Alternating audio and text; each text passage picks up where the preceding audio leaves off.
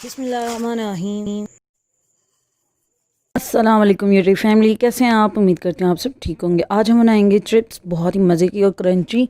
तो जल्दी से चलते हैं रेसिपी की तरफ। चीज़ें नोट कर लीजिए। ये तो हमें सिर्फ चाहिए आलू 4 अदद, ठीक है, 2 बड़े साइज़ में 2 छोटे में।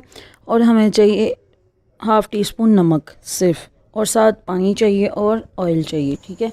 तो सबसे पहले हम इनकी कटिंग कर लेते हैं। हमने पील कर लेना है बहुत अच्छे तरीके से आलूओं को, और इनको वॉश कर लेना है, ठीक है। वॉश करने के बाद आपने ये देखें इतने बारीक बारीक आपने कट लगाने हैं, ठीक है, और सर्कल में कट कर लेना है।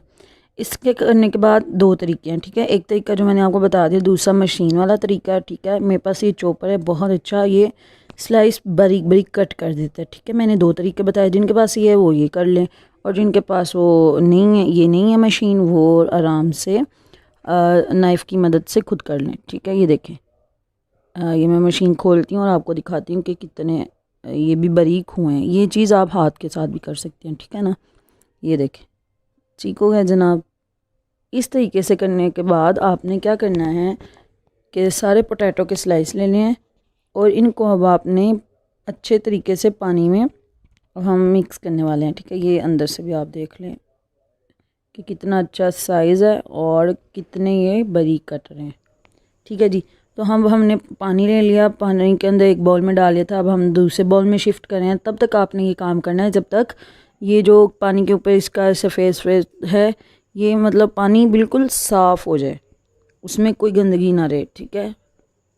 जैसा हम पानी लें बिल्कुल वैसा ही रहे, पोटैटो साफ़ अच्छे तरीके से हो जाए, ठीक है। ये प्रोसेस आप करेंगे 3 से 4 मरतबा आप कर लेंगे तो आपके इंशाल्लाह ठीक हो जाएंगे जी जनाब।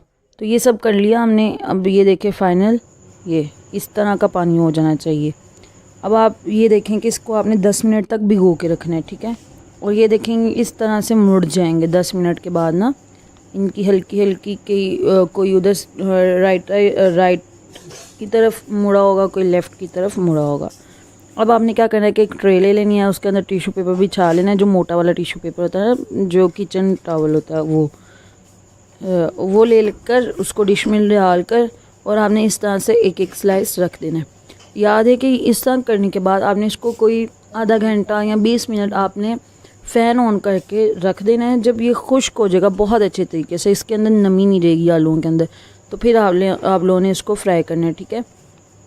अगर बहुत जल्दी आपको बनाने हैं तो आप इसी तरह टिश्यू पेपर के ऊपर नीचे बिछा कर टिश्यू पेपर ऊपर आप ये आलू रखें। आलू रखने के बाद ऊपर से फिर आप टिश्यू पेपर के साथ टप टप करें, ताकि वो जितना पानी है वो बहुत अच्छे से खुश्क हो जाए, ठीक है। ये देखें, इस तरीके से आपने पूरी ट्रे भर देनी है जी जनाब। तो 10 मिनट के बाद ये देख सकते हैं आप कि मेरे बहुत अच्छे तरीके से खुश्क हो चुके हैं, ठीक है। तो अब हम कढ़ाई ले लेंगे, उसके अंदर ऑयल गरम कर लेंगे। ऑयल गरम करने के बाद आपने ये इसके अंदर डाल देना है। याद रहे कि बहुत ज़्यादा ऑयल गरम नहीं होना चाहिए। अगर बहुत ज़्यादा गर्म होगा ऑयल तो हम डालेंगे तो वो बहुत जल्दी कलर पकड़ लेगा, ठीक है, और वो फिर वो क्रंचीपन नहीं आएगा। पहले थोड़ा कम फ्लेम रखना है, ठीक है। जब आप डाल लेंगे तो फिर आपने थोड़ा सा हाई कर देना है, ठीक है। ये देखिए, पहले मैं सारे डाल लूँगी, फिर मैं फ्लेम हाई करूँगी।